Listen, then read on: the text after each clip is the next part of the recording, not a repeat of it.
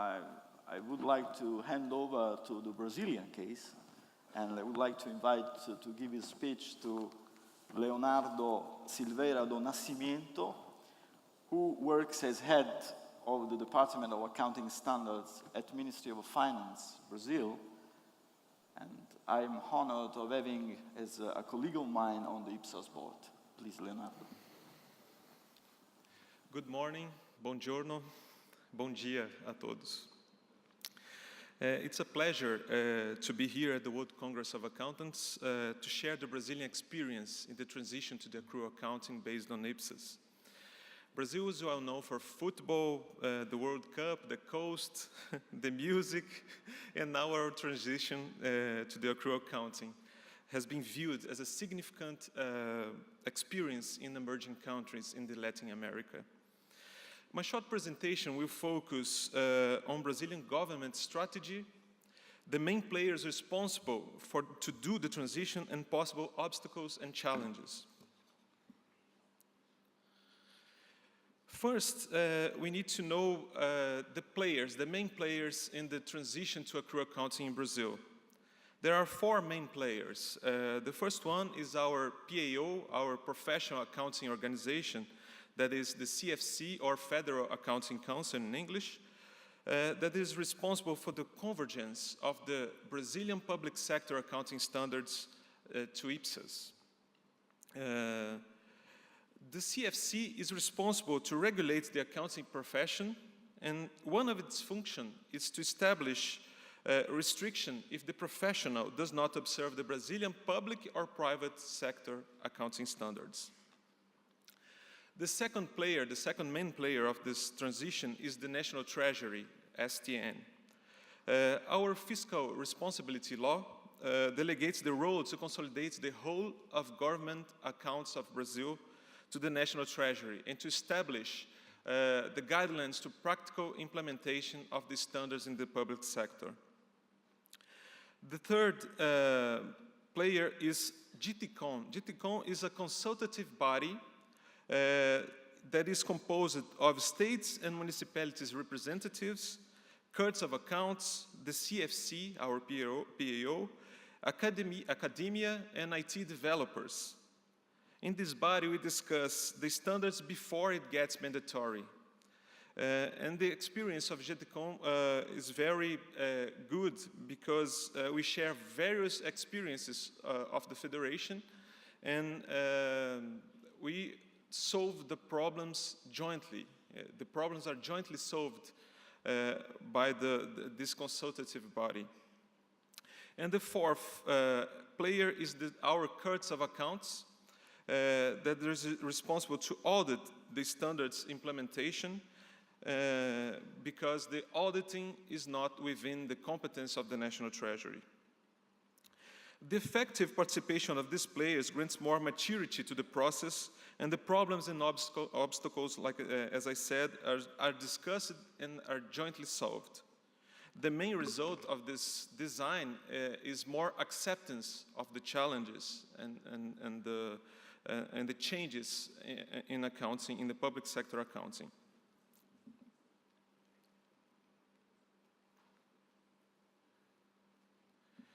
To fully understand the Ipsos implementation in Brazil, it is necessary to comprehend our historical context. In 1964, the General Law of Budget and Accounting was set. This law brought a modern view to our public finance. The law established general rules to be applied to the whole federation. In 1986, the National Treasury was created, and 1 year after the creation of the National Treasury, the Brazilian National Treasury, the CIAFI system was issued. CIAFI is a system used by all central government bodies, and this system registers the budget execution in a double entry basis since 1986. We received submissions of other parts of the world to know how the CIAFI works.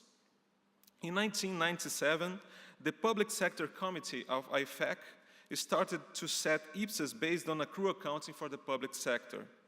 In 2000, our fiscal responsibility law brought this vision and delegated the role of set the accounting standards to the National Treasury in order to consolidate the whole of Federation accounts. In 2008, the CFC set the first 10 Brazilian public sector accounting standards that approximated the public sector accounting to the accounting principles and brought the IPSAS view to these standards. In 2009, the first edition of our public sector accounting manual that is responsible to set practical guidelines to the accrual implementation in the Federation was issued, and the Parliament approved the transparency law that sets a series of requirements of disclosure to the central government, states and municipalities. In 2012, IPSAS 1 to 31 were translated to Portuguese in order to disseminate the standards in our country. In 2013, with more focus on issues regarding the practical implementation, the National Treasury started to issue recommended practice guidelines. In this year, 2014, the focus of the Brazilian Federation is to adopt the National Chart of Accounts that has a mandatory status. The Chart of Accounts is our first big step to IPSAS implementation because the Federation has to speak the same language, the accrual accounting language. In last month, IPSAS board also issued the conceptual framework, and the idea now in our reality in Brazil is to translate to Portuguese and disseminate the concepts in our standards. 2014 also was the year that the National Treasury issued the SICONF system. SICONF is not an accounting system. It's a system to collect data from all the Federation in order to consolidate the accounts. The system is based on XBRL taxonomy. It's important to state that 2015 is not an end, but a start of a new reality. With the adoption of the same chart of accounts and in our legal framework settled, the implementation of a specific accounting procedure based on IPSAS will be gradually implemented. Now, we analyze the premises adopted for the transition. In Brazil, the accounting was relegated to the second level since the issue of the law of 1964. This decisions was based mostly on budget data, and accounting was used only to meet the requirements of the law. It is necessary to change this culture. In Brazil, the public sector accounting follows strict legal guidelines and was necessary to preserve the budget accounting to meet the law requirements, and the accrual accounting is registered in parallel. An interesting result of these two dimensions of the accounting, the public sector accounting in Brazil, was the reduction of the resistance of the government representatives that is familiarized with budget information for the decision making. Initially, the National Treasury regulations fixed a short deadline to the Federation implement IPSAS. It was recently revised after a comprehensive analysis of different realities and complexities of the whole process and considering the international experience. Initially, the Brazilian Federation will establish its own model of accrual accounting, adapting IPSAS to our peculiarities and observing our legal framework.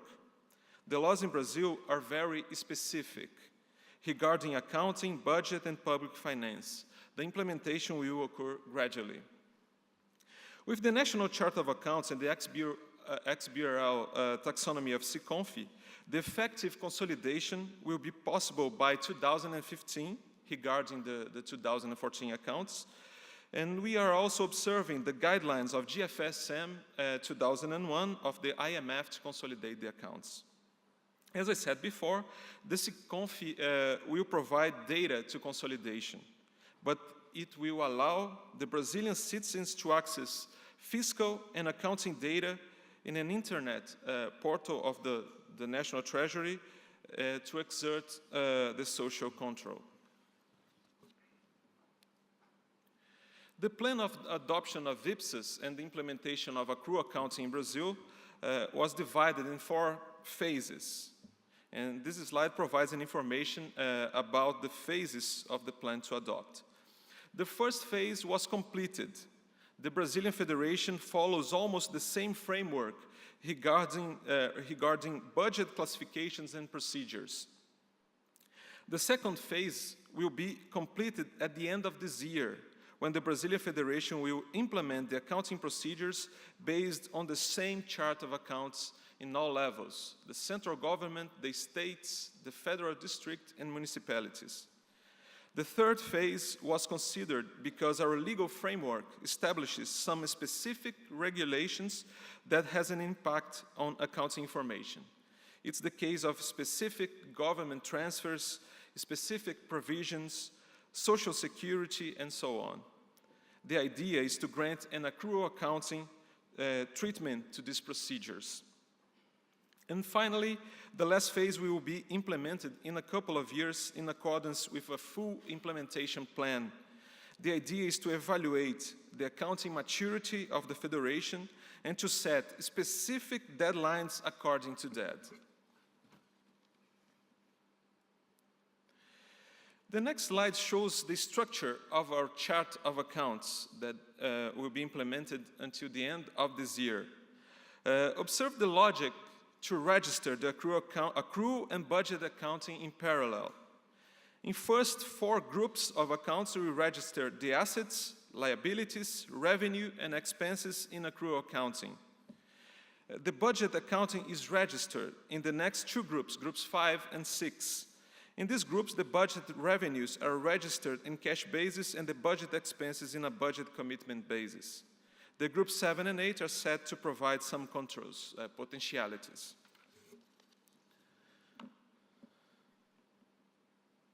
Now it's time to talk about the challenges and obstacles we are facing on the implementation of full accrual accounting. In first place, the size of Brazilian Federation. Some countries are implementing IPSAS only in the central government level, and the difficulties are significant. Imagine the implementation in the same time in the central government, 26 states, the federal district, and more than 5,000 municipalities. The main problems we are facing is mostly regarding the IT systems, the information technology systems. With the move to accrual accounting, it is necessary to integrate a series of government systems with the accounting system: taxation, debt, payment of employees, and so on. Human resources. It is necessary to train the accountants, but the focus of the universities and of our PAO is in the private sector, the main focus. It's difficult to find accounting professionals in the public sector in Brazil. Other problems is to change the culture of public administration and overcome paradigms. The government representatives needs to be open to information that is not provided by the budget. Sometimes the excessive focus on budget hides important issues that would be considered in the decision-making. Political cycles. The elections in Brazil occurs after a 4-year period, and the governors have a culture of leaving behind the reforms of their predecessors. It represents a big risk to the process, considering all levels of the federation. The complexity of the whole set of IPSAS. The transition to accrual basis itself is difficult. And what about the adoption of all the IPSAS? The main problems we are facing is regarding infrastructure and intangible assets, financial instruments, social benefits, and revenue from non-exchange transactions. Our taxation system is very complex.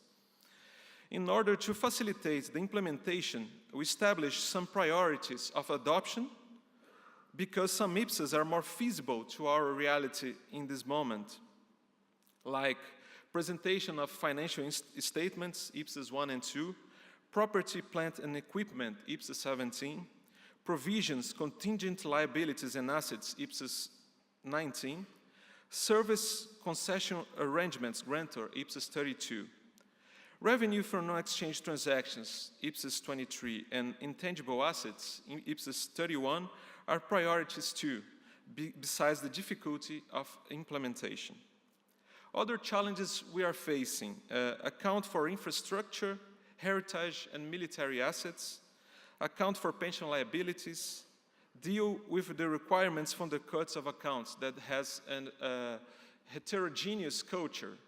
The focus of our cuts of accounts relies on budget execution.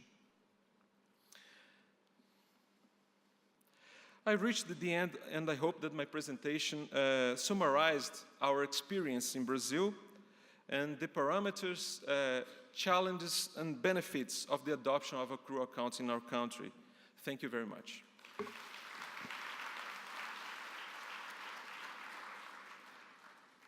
Thank you, Leonardo, for your clear and meaningful presentation. In my understanding, your presentation provides a significant case showing how the planned pace of the reform may contrast with the gaps between different levels of government in terms of workforce, technical capabilities, IT resources, and even, if I understand, in political orientation. I mean, I know that there have been struggles between different levels of government in your country, and even between accounting courts at the local government level and the Ministry of Finance. Yeah. So could you give us some more info on this point? Our big challenge relies in this reality. We have different realities in the central government, the states, and municipalities. And to assure that the standards is implemented correctly in the federation is very difficult. We need to travel all over the country to make technical visits to the municipalities and the states to know more about the challenges they are facing in implementing Ipsos. And it's a very big challenge that we are facing.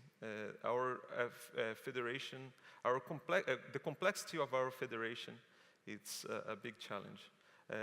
As I said, the international experience shows that the countries are implementing Ipsos in the central government, and in the future we'll spread the Ipsos and the full accrual content to other spheres of the federation. Thank you. Thank you. We are a bit late, but if there are questions from audience, please, you're welcome. Come to the front, please.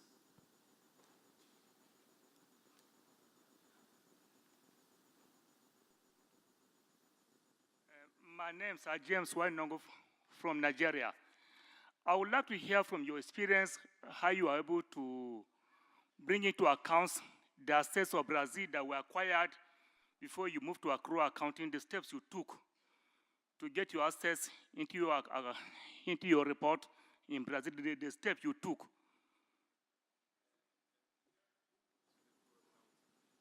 The microphone is not working.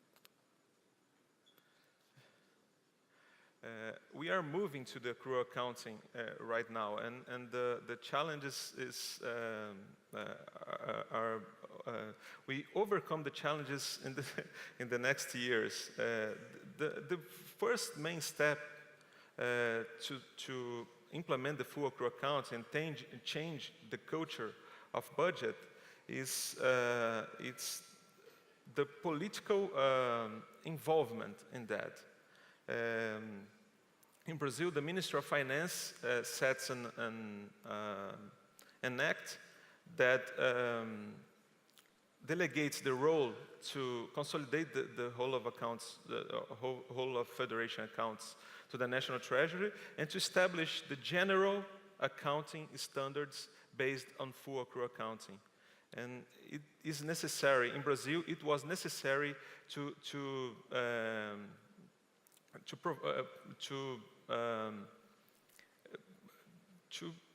permit us to go to the first step of the implementation.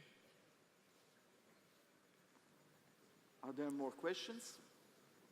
So I would stop the Brazilian case now. Thank you again, Leonardo, for your contribution.